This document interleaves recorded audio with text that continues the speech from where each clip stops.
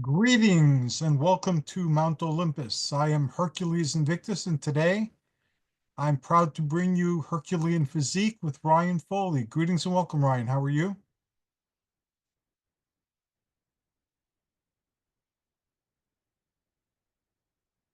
Ryan, I believe that you're muted.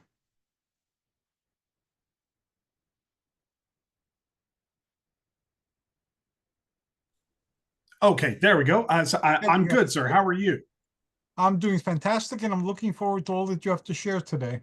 Good, good. I'm happy to be with you here on Zoom with all the technical difficulties that we're going through. We're going to get it figured out, I promise. Yes, we But I'm just curious. So, what happened with Blog Talk Radio?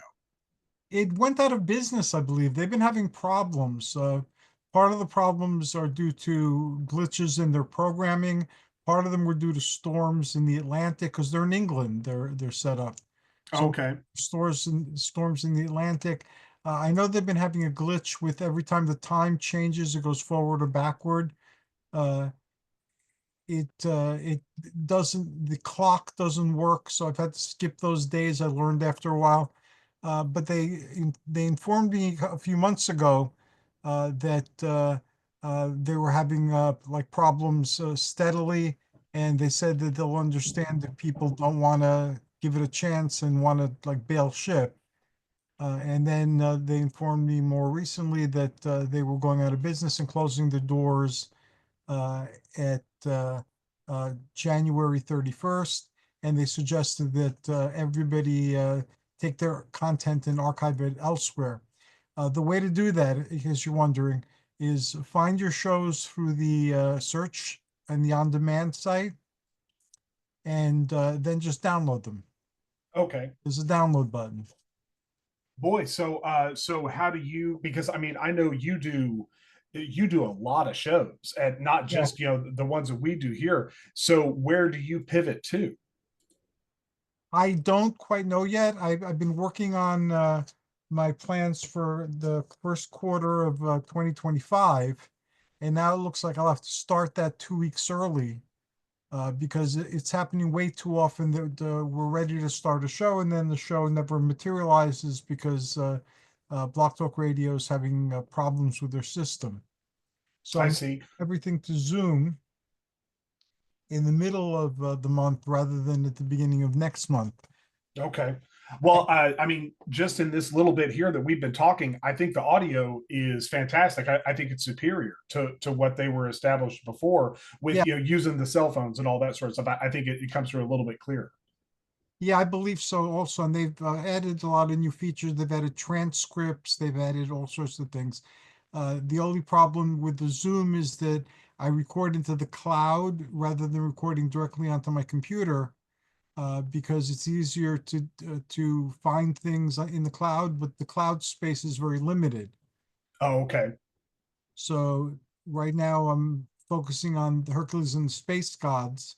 And that's one of the categories, just like the Herculean physique, that's going to exist in the very near future and is going to continue going. So I'm going to be focusing on salvaging those shows first. And then I'm encouraging everybody to take all their old shows that they want and download them. And I've given permission for them to use them as long as they credit that they were originally on my shows. They're free to use their content.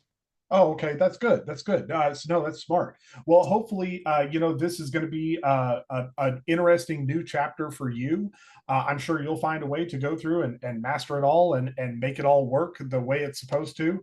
And so, yeah, it sounds like you. I mean, it's terrible that Blog Talk Radio is closing their doors. I hate to hear that, but also at the same time, this could be an opportunity for you to move forward and make things better.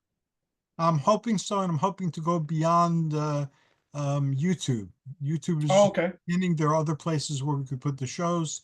So if I learn some editing tricks, some simple ones, and a few people have offered to show me, although we haven't been able to connect yet, I'll be able to uh, make the old audio from the Block Talk radio shows look even as presentable as what we have right now with the images, and put that out there as well.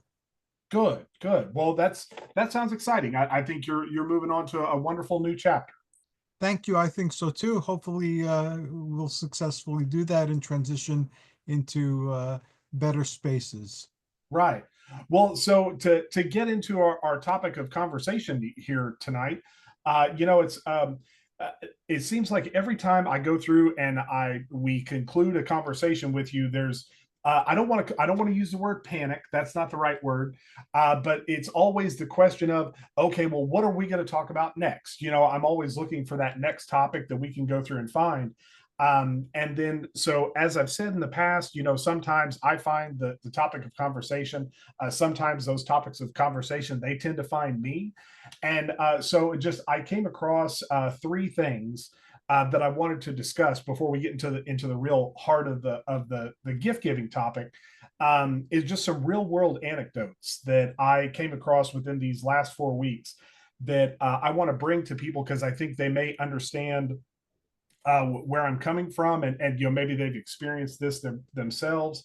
And so the first thing that I really want to stress here, so this journey that you have been on, that I've been on, that so many other people are either in the middle of, or they're contemplating getting started, and hopefully they tune in to shows like this to kind of give them a little bit of motivation and to help steer them in the right direction.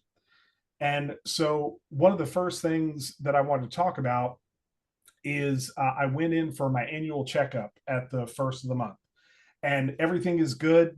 I got good numbers back. And the doctor, she asked me if I exercised. And my standard go to whenever anyone asks me about that, because I tend to pivot towards humor in Uh-huh. nervous situations, and going to the doctor, it's nervous because I'm afraid. I know they're not going to, it's my own thing, but like they're going to yell at me because I haven't been in there in a while, or I'm afraid that they're going to find something. But the numbers all came back really, really well. And so she asked me, she said, so if I exercised. And so, deflecting with humor, my standard go to is, I have an outstanding body for someone who doesn't work out. But the problem is that I work out 6 days a week, so it's, and so she asked me what I like to do.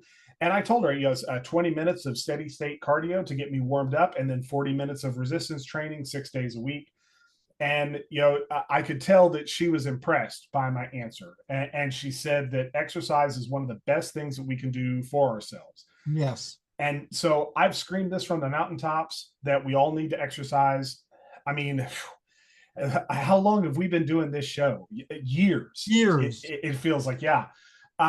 But so here's the thing that I want people to remember. So if you go to the doctor and they give you your sheet that's going to list, the test results that, that they did that day, there's going to be an entry on there.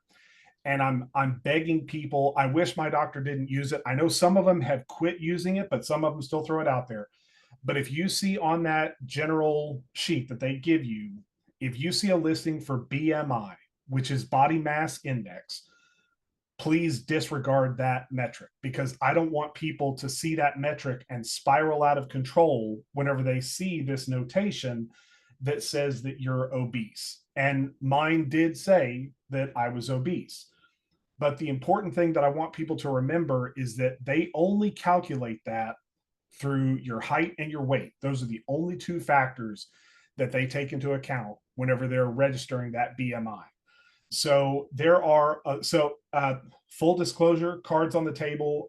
It said I had a 34 BMI.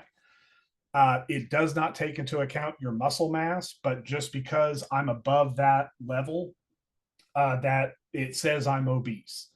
And there are some Olympic athletes that have 29% BMI. So if you have gone to the doctor and you see that sheet, that's kind of one of the first things that I want to remind people is that keeping it PG, BMI is bullcrap. Don't pay attention to that, or at the very least, don't let it stress you out, because it's not going through an accounting. Again, it's just a tabulation that comes up based on your height and weight. So that's the first thing that I would want to stress to people whenever you're going on this journey. Pay attention to the numbers and understand what they mean.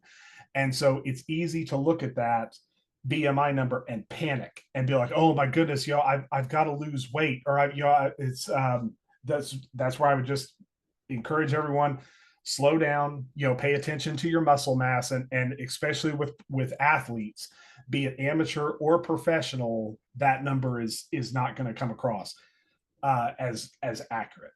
Right. So so what I want people to do is, as we're starting on this journey, what you're going to see, what you need to do is you need to develop the right mindset. That is extremely important. And so we always see an uptick in gym attendance around the holidays. People are taking some time off from work, they have some extra time on their hands, and we are in the middle of the high holidays of events that are going to revolve around eating. So the gym gets crowded with people that you may only see a few times a year. And so to me, this is like people who only go to church on Christmas and Easter. Perfectly fine, nothing wrong with it. But I have built my program around this development of my 4 pillars. And so the 4 pillars that I want people to develop are physical, mental, emotional, and social. And so in this case, social becomes really one of the more prominent things, because you have to learn to navigate these, social spaces with a lot of people who are new to the gym, or at the very least, you don't see them very often. So I saw this around Thanksgiving. We're going to see this around Christmas, and you're definitely going to see a massive uptick after the first of the year, as everyone's going to go into resolution mode.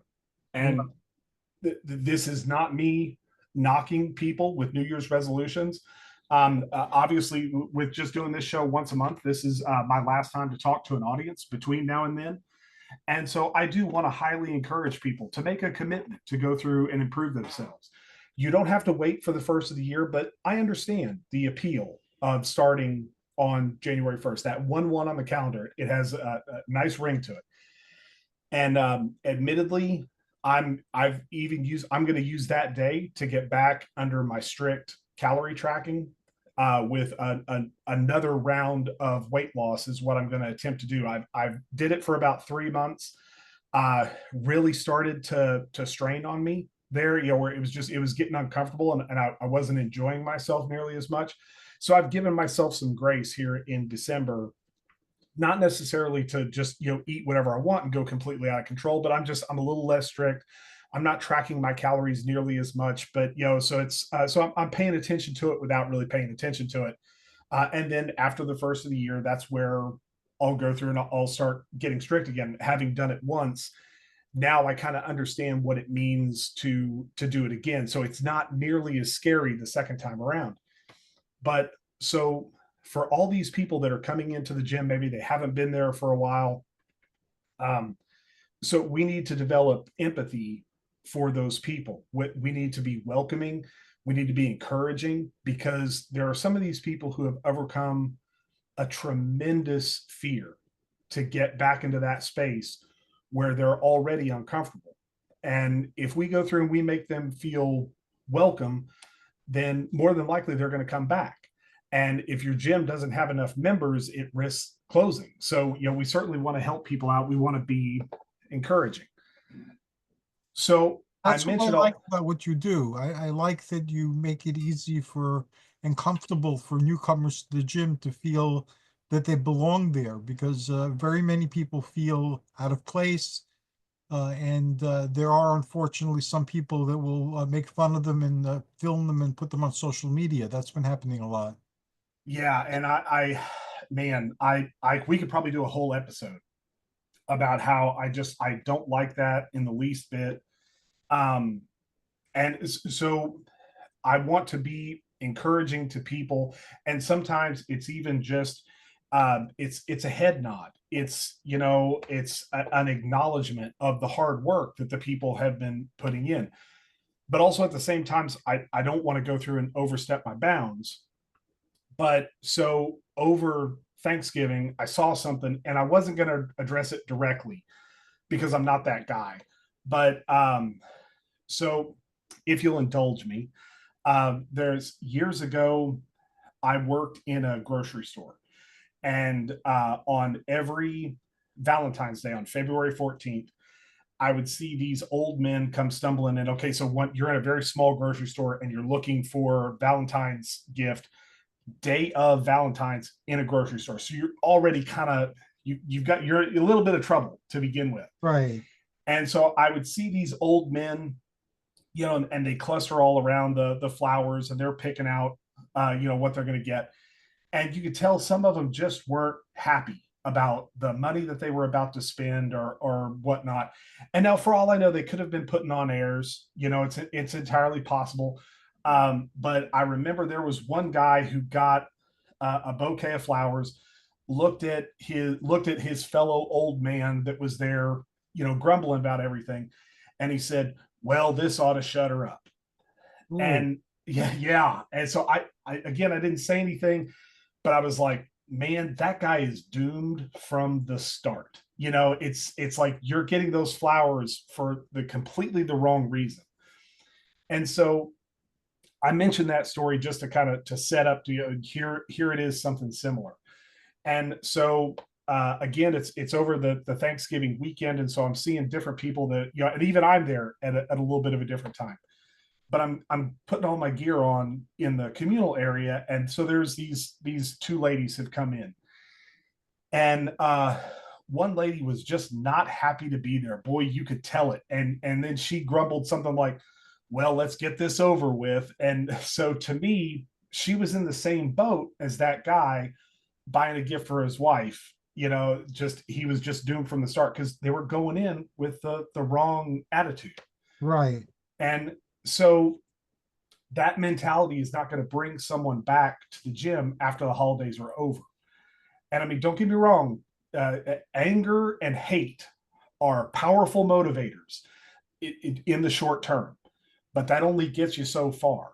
And so what I've found is that if you really want to sustain your motivation, you have to love it. Right. You have to want to go through and do this. And just so, for example, a few weeks back here in Oklahoma, it finally got cold, and I mean cold. And so I know everyone hates daylight savings time. I totally get it, and I'm amongst them. I don't like the time change if they would just pick one or the other. But now for me personally, in winter, once I get home from work, I'm home and I'm inside, so I don't really care what time it is when it gets dark in the evenings because I'm not doing anything after I get home. But in the morning with the time shift, there's a little bit of light whenever I leave for the gym. So it's cold. And there's something about that first time that the temperature gets down below freezing for the first time of the year. It always seems so much colder than it really is. But so it's early. And so, I mean, I've dragged my ass out from underneath my electric blanket, which is so warm and cozy. But, and the sun hasn't risen yet, and I'm scraping frost off the windshield, and I'm waiting for my defroster to kick in. And I've got my whole, intro workout cocktail that I make.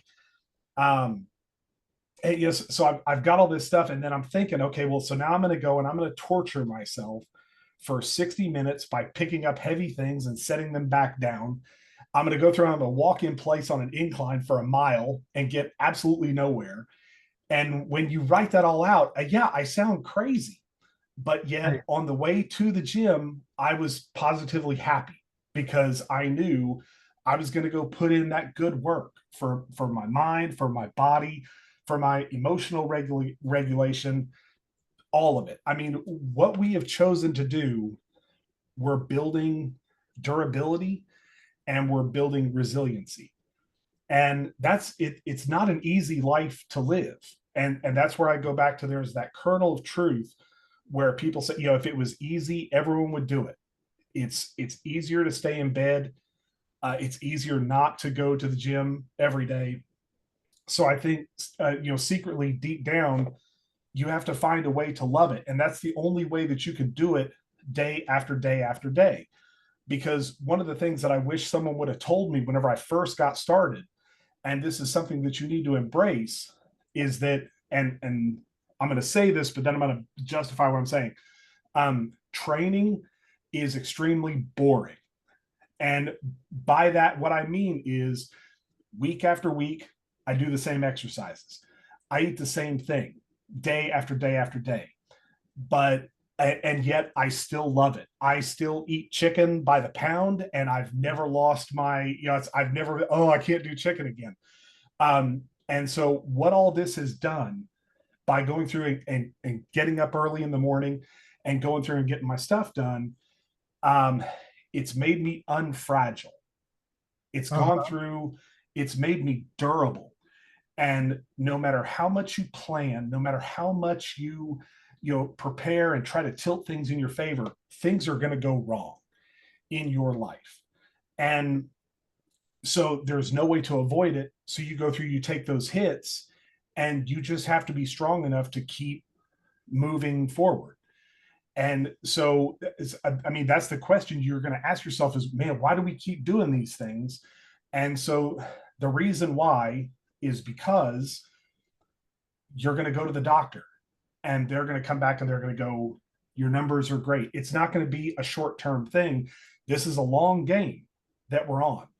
And so when you set that personal record in a lift by lifting the most weight, or maybe, for the most amount of times, or, whenever you set that personal record, suddenly, filing papers in the office for me, that's a minor thing by comparison. So my work in the gym is going to be far tougher than anything in my 9 to 5 job. So if you're going to build resiliency, I think it's important that you have to go through, you have to love it, you have to embrace the pain. And so I can think of no better person to quote to drive this point home than the words of the nature boy, Ric Flair. Uh, And Ric Flair once said, whether you like it or whether you don't like it, learn to love it, because it's the best thing going today. And that's, I think that's some of the best advice that I can give to someone, is to go through and learn to love it. And if you do that, you're going to find you'll find the energy and the motivation that you need in order to, and the momentum to continue to sustain yourself for months, years, all the way, and possibly even decades. the way our brain works can help us in that. I know with me, habits are hard to break. So if you can repeat your routine for a certain number of days or months, it becomes a habit. And then if you don't exercise, you feel it. Right. So that's a great thing that we have a brain that works that way and tries to simplify things through creating habits. And you can actually create habits that will keep you on track. So it's less of a struggle with your will. And so it that that is a fantastic point. And it dovetails a little bit just into my final little anecdote that I would give to people. So the journey that we're about to go on, I understand that people, why they're motivated to want to go through and improve their lives and improve their health. And I personally think that bodybuilding is a fantastic way to do that.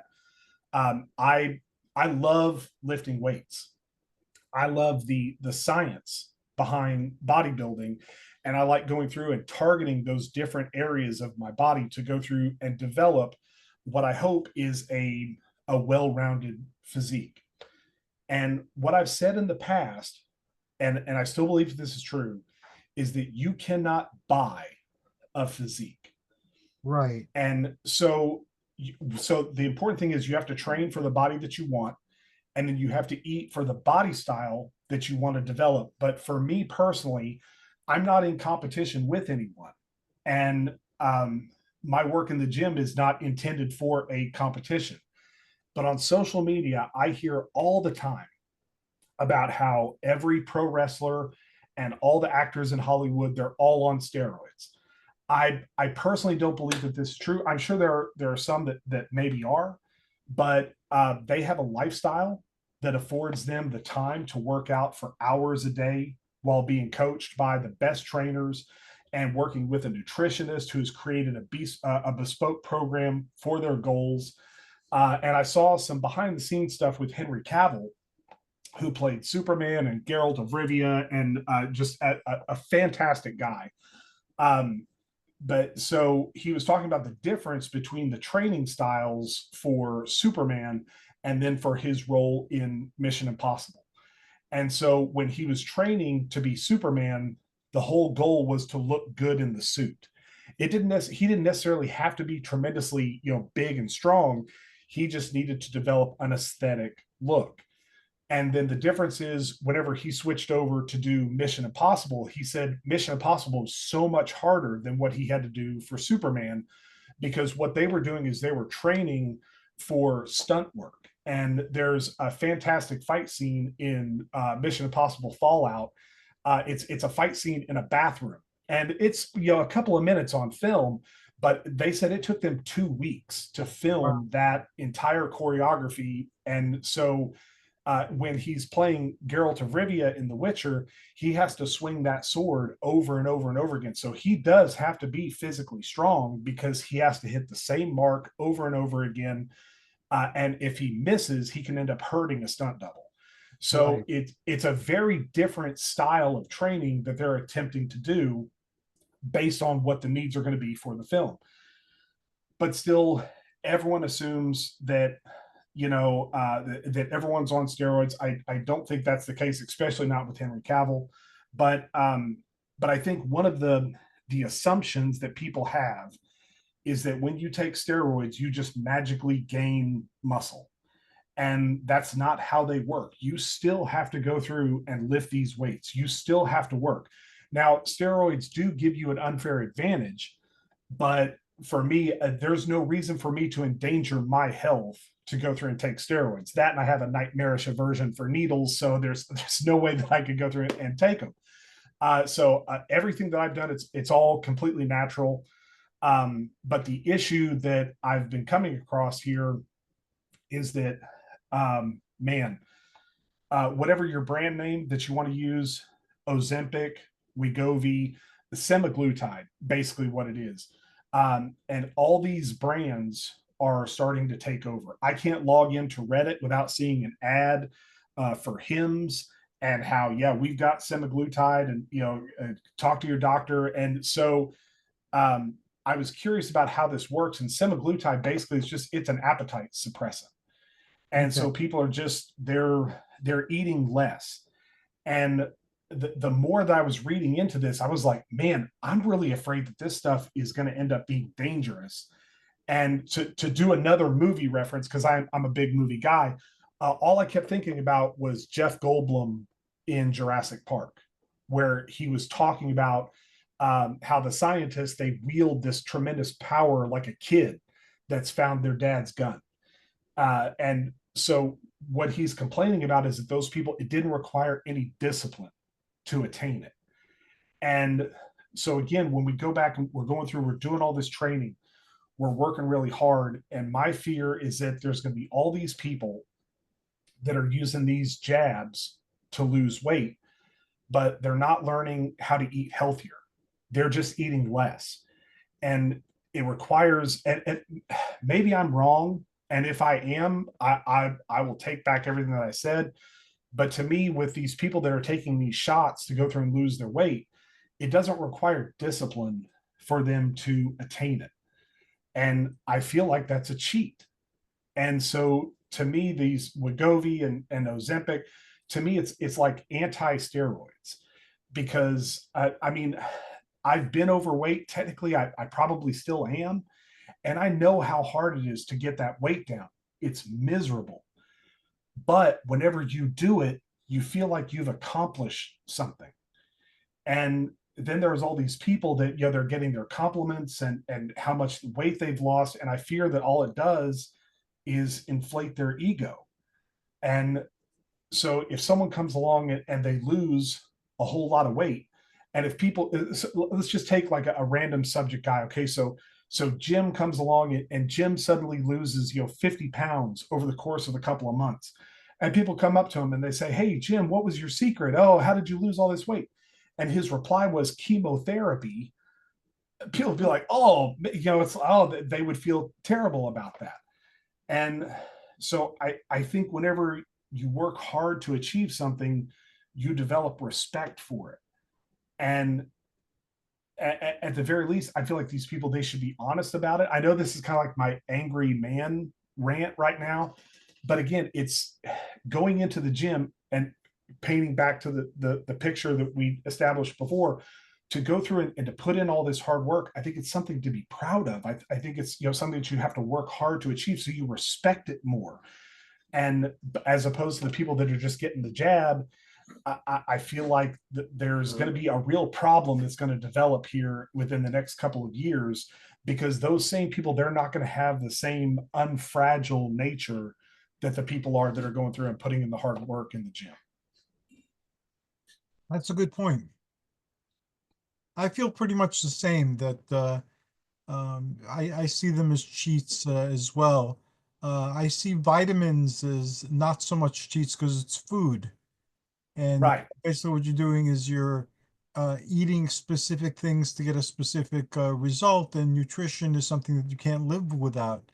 But you can live without the some of the medicines that are available for people to lose weight and so forth. And also now there's a lot of because of where we are with surgery, there's a lot of surgeries can get, or like they will like put an 8 pack or a 6 pack in their abdomen, or will give them bigger thighs or bigger biceps. And some people are injecting themselves with oils to get like big muscles, and that can go Yeah. wrong. We've seen what happens when people don't do that correctly, or don't have quality things that they are injecting into themselves. I'm trying to remember the name of it. I've forgotten it just because I was like, oh, I'm not interested in that in the least bit. But yes, I've seen the extremes where you're talking about, where they go through it and they inject themselves with these. It's and again, it requires no discipline in order for them to obtain it. It's the, well, my insurance picked up the tab, even, so it's, they weren't even paying for it themselves. But and this is where I really want to drive that point home, that working out is so much more, for me anyway, than just developing the physical. Because yeah, there's always going to be, oh, I wish I could lose a little bit here, I wish I could get a little bit bigger here. But to me, it's the going through and putting in that hard work. Again, it's building up that unfragile nature. And that's where I think if more people were to go through and embrace that style, and I do understand that there are health issues that come along with being obese. I do understand that, and I want to be sympathetic to those people. But also at the same time, it's like, it's not just about developing the physical. It's again going back to making yourself unfragile, so that way you can take the hits whenever life comes in and wants to knock you to the ground. Also, I've seen that people who didn't put in the work and cultivate a habit, if they continue to eat the same, that undoes the effects of whatever surgeries they may have gotten to remove the weight or to shorten their intestines or things like that. That initially they'll get a result, but then if they keep up with their old eating habits, they'll get everything that they lost right back on their bodies again. Right. Yeah. Whew. And so I know it's difficult. I know it's hard, but I think, but again, if it was easy, everyone would do it. And I certainly don't want this to be a down, part. I don't want people to listen to this and get discouraged. It's quite the opposite, actually. I hope that they can go through and build from this, and find inspiration to go through and continue to keep putting in that hard work. And occasionally, you're going to come across times where the body is not going to develop as quickly as you would like it, but that's where I think you just have to trust the system, trust your numbers, go through, continue to keep putting in that hard work, and eventually those results are going to start to pay off for you. And then I think you'll know that you've gotten to that without cheating. You've gotten to that without resorting to, to all these extremes. And then, but what I've discovered is that with everything that I've been doing, again, it's just like you said, Hercules. It's developing those habits, and so now I get to a point where I can't imagine going back to how things were before. Right. I'm starting a new adventure. Actually, I started it where I'm talking to bodybuilders and power lifters and weightlifters and people who love the gym, but who are on in years. So I'm in my late 60s, and I have folks who are in their early 60s, in their early 70s, all sorts of people from all sorts of um, age spans, I guess, so you can call it, or age ranges, but who love the weights but can't do them anymore to the extent that they used to do them before. So what do you do if you think of yourself as somebody who lifts weights, for whatever your reason, and all of a sudden you can't lift the heavy weights? Like, for instance, I have spinal arthritis, and some days it's tolerable, and other days it's phenomenally difficult to even ambulate. So I'm not going to give up working out, even though I've been asked to not work out. I can't give it up. But I'm using much lighter weights, and I'm using hand grips and doing a combination of different things like isometrics and isotonics and stretching, putting more of that into my workout as before, and then using resistance in a variety of creative ways. So we started, like you and I have our conversation. I started that conversation online too, and I've asked around town because I'm an elected official, and I am involved with a lot of things locally. And now I'm getting other power lifters and weightlifters and bodybuilders who are up in years, and we're going to continue the conversation once a month online to show Good. that you don't have to give up. Okay, you're not squatting or leg lifting phenomenal amounts of weight anymore, but you can still work out. Yes. So to formulate my question here, so being big in science fiction and comic books, and I know this is very difficult for us to do, but somewhere along the line there was a divergence. And so somewhere out there in another dimension, in Star Trek, they called it IDIC, infinite diversity, Yeah. infinite combinations. So basically, Futurama did it fantastically with an episode called the Farnsworth Paradox. And basically, it was a different dimension, but every time there was a flip of a coin, it was the opposite result. And so, in one episode, in one dimension, Bender chose a silver finish. Well, in another one, he's a gold finish because the flip of the coin was different. But so somewhere out there, there is a version of Hercules Invictus who decided not to go down the route of exercising on a daily basis. And so, how differently does your life change by having this not be a part of your daily life? I it's lifting weights is not something that I do. It's something that I am, and it's part of my self-definition. Everyone has a self-definition, and lifting weights is one of the foundational things on my self definition. So it took a while to get used to the idea that I can't lift heavy weights anymore. And I lifted heavy weights for years, but I can still lift weights. And if as long as I'm pushing myself to my maximum, and my maximum may no longer be impressive, I'm still lifting weights and I'm still doing progressive resistance. And and I found a bunch of gym buddies who are in the same boat. And again, we're exchanging information and sharing it pretty openly with people. We're not pretending to be doctors or medical professionals, but Sure. still, we're people who love the weights. And this is what we do. This is the protein that we take. Why do we do that protein? These are the diets that we're on. Why do we on these particular diets? Are we having success with them? And again, everyone's different. So the point isn't to convince anybody that this is the right way to get old if you love weights. It's just that we're a bunch of old guys, the fossils at the gym. Yeah, and every gym has a handful of them.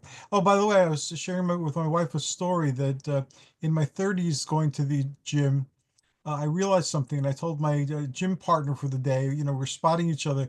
Guess what I just realized? I said, what? I said, we're the old guys at the gym. No, we were in our 30s, but every gym has guys who are like old guys. They're not like in their teens or 20s. Right. And then lately I realized that if I was still going to gyms, I'd be the fossils in the gym, the really old guys in the gym. And I've seen all ranges. So that's going to the gym. It is my therapy. And boy, you have driven home a tremendous point that I just want to jump on here and add to. So I know that we've talked about your spinal issues, and I think I am sure that whenever you go in for your medical checkups, I think doctors have to notice. I think they have to that the people that are in the gym on a regular basis, I think we're built differently. I think we Yes. move differently. I think we move differently from people that are our age that don't work out. And so I think they can see that, fairly well. And so I'm always going through and doing research on social media that the algorithm has me, and so it suggests videos for me and things like this. I was just watching a video yesterday, and so I was like, okay, I'm going to incorporate that into today's training. And so what the guy was saying is that whenever you do a seated leg extension, just a quick description for people that maybe don't know what that is. So you're in a machine that so you're seated, and it has a back on it, and then you're going to go through and you're going to extend your legs so only your knee is moving. And so what you're doing is you're lifting up a stack of weights. And it's typically with a big fat pad on the front, which is kind of hitting down just above your ankles. So you're going to go through and you're going to extend your legs in this leg extension exercise. And so typically a lot of these machines, they have handles down by the side that you're supposed to Right. grab and really pull yourself into that seat. And he's saying, leave those handles alone. And then he explained why, because what you need to do is you actually need to lessen the weight. Because if that stack of weight is so heavy that it's trying to lift you up out of that seat, you're doing weight that is far too heavy. Instead, what you need to do is resist your ego, put the weight down, and instead put your hands on your thighs. And so when you're going through, you're grabbing your thighs and you're doing those extensions, you can feel, so you can feel the muscles moving, and it feels cool. I did that today and I was like, yeah, this feels cool. But also at the same time, by doing less weight, you're more focused on your form. And I would rather see people with great form doing less weight than doing more weight and having bad form. It's Right. yeah, it's so I understand what you're saying. So okay, so you can't lift as heavy as you used to. That's perfectly fine as long as you're still going to an element of failure. As long I always try to use the analogy as failure minus one. Go to a point where you can't go anymore, and then you know roll back one more rep. So maybe you can only squeeze out just one more rep, but that's the whole point. No one's paying attention to how much weight you're really lifting, because we're all so wrapped up in our own things. But by going through and dropping the weight down, or even extending out your reps, you're going to find, as long as you're pushing towards failure, that's where you're going through and you're putting in that good work. And so that would be my recommendation to everyone. As you're pushing yourself right to the brink of failure, that is still good work. And so depending upon the size of the weight stack that you're going to pull, maybe that's 5 reps, maybe it's as much as 15. Maybe you're going crazy this week and you're going, I'm going to do 50 reps of this one weight. Believe me, you will feel that by the time you get to the end. So as long as you're putting in that good work, as long as you're training towards failure, you are always building those muscles. You are building that resiliency that we all need. And so if the weight fluctuates a little bit lesser as you get older, that is not a failure. I certainly don't see what you're doing and what the fossils, your words, not mine, but the good work that those guys are putting in, that inspires me, because then I see them moving around the gym and it's like, I want to move like them whenever I'm their age. Yeah, I'm proud to be one of the fossils at the gym. That's That's a distinction because they're still going to the gym, even back in the day, when I coined that phrase when I was younger and less sensitive. What do you call it? I admired them because some of them were like strength things and they could still bend nails or break chains. And again, they no longer look like bodybuilders, but they had some of their tricks still up their sleeve. And Sure. I was greatly inspired with them. I wanted to be one of the really old guys at the gym. Well, so as we're so to move forward here, so the main topic that I really wanted to bring to, even though I've been completely enjoying this conversation, but I know our time is limited. But so one of the things that I want to explain, boy, time is running out. If you go through and maybe you're a person that's a last minute shopper, but so I wanted to give just a quick little Christmas slash holiday gift guide for the person that is the fitness enthusiast or the bodybuilder in your life. So I'm going to go through it. I'm going to break a little bit of guy code. I don't think the reigning council will come in and chastise me for revealing these guy secrets. But I just want everyone to know right off the bat, I'm not going to do anything really brand specific. I'm not paid for my suggestions. If I mention any brand names, this is just me. But so men understand. So because I've seen it on Reddit all over the place where women are asking, hey, what's a good gift for a guy? And so to clue everyone into guy mind, to understand how we think, yes, it is exactly like Hercules said. This is going to the gym is now, it is baked into our DNA. This is something that we have to do. This is what we are designed for. So we go through and we understand that money is finite. There's only so much going around, but we've gone through and we've dedicated into our budget certain things that are going to allow us to continue on our journey. So every week I know I need to get, these certain protein bars or I need to get this protein powder and things like that. So if you're involved with someone who goes to the gym, or maybe if you're listening to this, share it with your significant other. So you can, if we go through and you buy something for us that we were intending to buy for ourselves anyway, that frees up some money on our behalf. And then you're more for dudes. I guarantee you, if someone comes along and buys us item A or item B, we now have the funds to buy something wholly unnecessary or even silly for ourselves that we weren't comfortable spending that money on because, oh, this is dumb and I really don't need this thing. But now if we have those funds freed up, then we're more willing to let go of that money.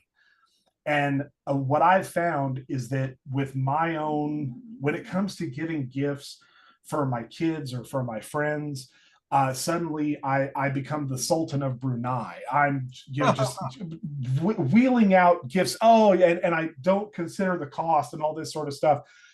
Just because I just want to make people happy. But when it comes to spending money on myself, it's very difficult for me to do because I'll let those socks go for another stretch, just because, they've got a few more wears in them. Whereas if someone were to come along and give me socks, it's like, okay, then I don't feel as bad about letting those go. So the way that we could also equate this, here's a term, it's called girl math. So girl math it's an internet meme. It's a financial trend that basically rationalizes people spending money that they don't necessarily need. So if you found a $20 bill in a pants pocket or a coat pocket that you haven't worn in a while, well, that's free money. So that's girl math. Yeah, you can pay for that and it's no big deal. So now for guys, if we go through and we suddenly have this money freed up, then more than likely your partner is more likely to say, yeah, hey, honey, let's go out to dinner tonight. Or maybe you go and watch a movie or something like that. So it can be a little bit of a benefit for yourself. But for the people that are in your life that like to go to the gym, if you're wondering what to get them for the holiday season, what you have to do is you have to plug in to their program. I'm not necessarily saying you have to go to the gym with them, but all it takes is a little rummaging through the cabinets and you can find all the stuff that they buy on a fairly regular basis. So now, if budget is not your concern, maybe things are doing well, then my first recommendation that I would give for people would be an Apple Watch. I know I've talked about it here Yes. so many times on the program already. Really, Apple should be giving both you and me a new watch, Hercules, for as much as we talk about it. But if you have the kind of money to spend, Apple Watch is a fantastic investment. And then I saw fantastic deals on Black Friday. So if you use an iPhone, the Apple Watch is a tremendous way to pair it. If you use an Android, Fitbit or a Google Pixel watch might be a better choice because the tech are able to talk to each other. And my Apple Watch makes sure I stand for at least a minute every hour. It motivates me with monthly challenges, it tracks my heart rate, my calories, all that sort of stuff. So it would be a real top of the line gift if you want to give them something like that.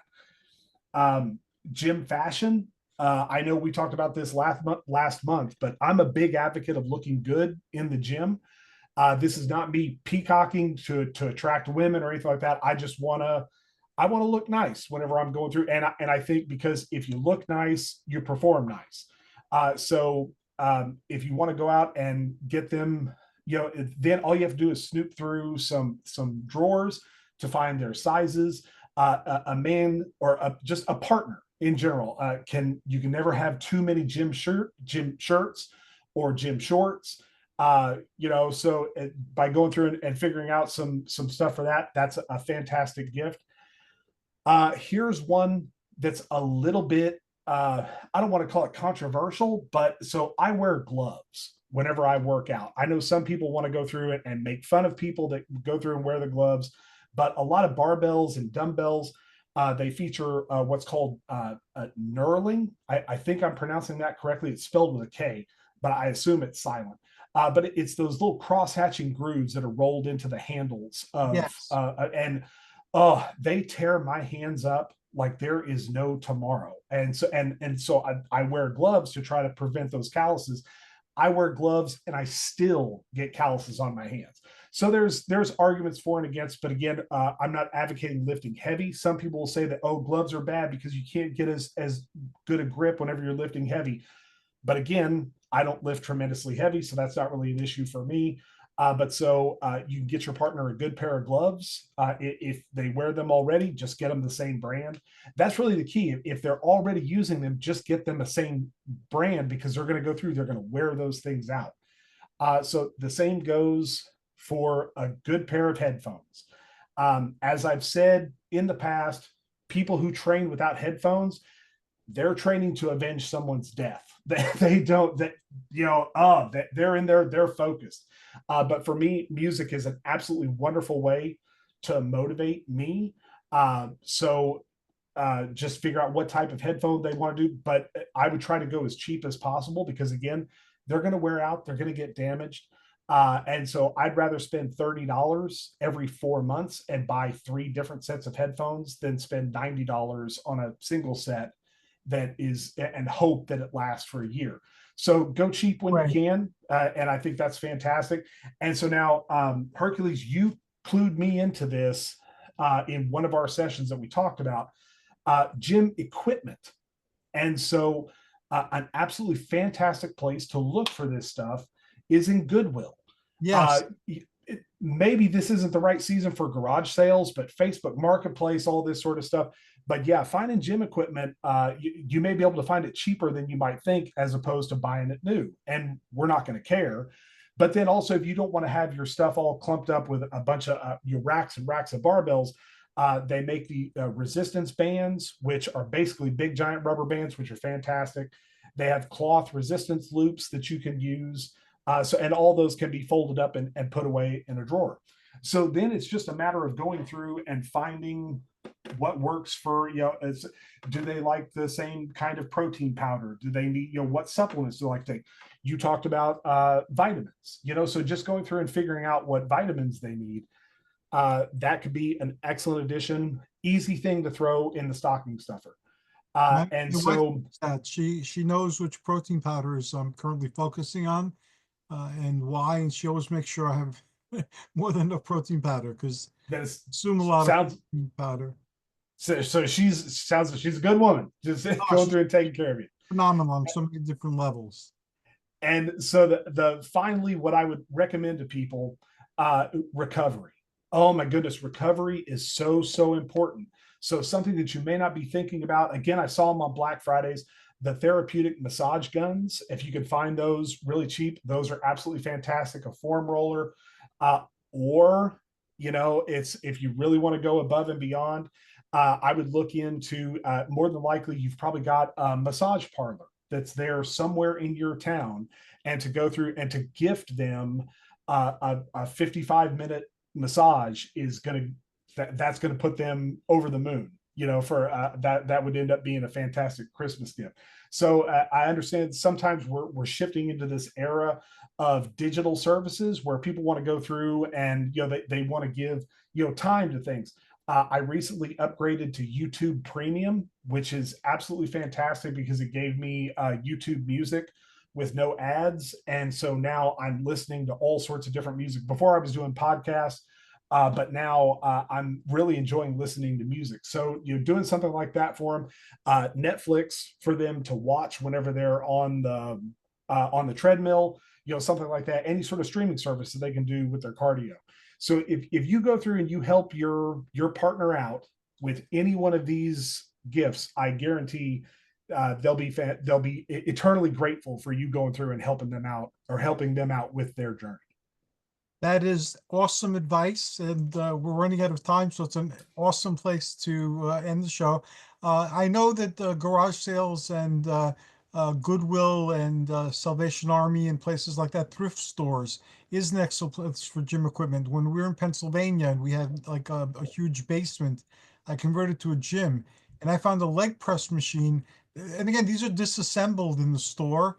But if you know that your machines and you know what you're looking at, I picked up a leg press machine for $5 Nice. because it just looked like a bunch of pieces of metal and wood to them.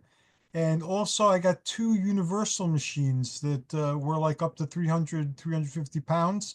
I got one for free at a free cycle listing. And I got another one for $25 at a like a garage sale. So that was awesome. And adding those in to where you can go through and work out at home in supplementing of going to the gym. Yeah, I think that it would be an absolutely fantastic gift if you can find it in time. Yeah, I highly encourage people to go through and seek those areas out because there's no telling what you might find. Amen. And Ryan, thank you. I always enjoy our conversations. I always look forward to them and I always learn from them. Thank you for your generosity and your time. And I'm already looking forward to our next conversation. And I'm doing a soft reboot on everything when we make the full move to YouTube. So Okay, we re-explore all your creative works, starting with your Greek mythology graphic novels again. that sounds great. How can people find you? How can they locate all your creativity and enter your world? How you promote me on Facebook whenever we're going to go through and have a conversation is probably the absolute best way. If you're looking for my writings, go into Amazon.com. I believe I even have my own little section there. Was if you can find one thing, then it links to all the rest of them. So if you're looking for novels for the Shadow Blades, or for Clown Zero, or for my Greek mythology, doing a search for Ryan Foley is probably going to be the best way that they can find it directly. Thank you so very much, sir. And I wish you happy holidays and a happy and healthy new year to you and all your loved ones. Thank you very much to you too, sir. I look forward to speaking to you in January. Good. It'll come before we know it. I know it. And thanks everybody for tuning in. This should be on YouTube by sometime tomorrow.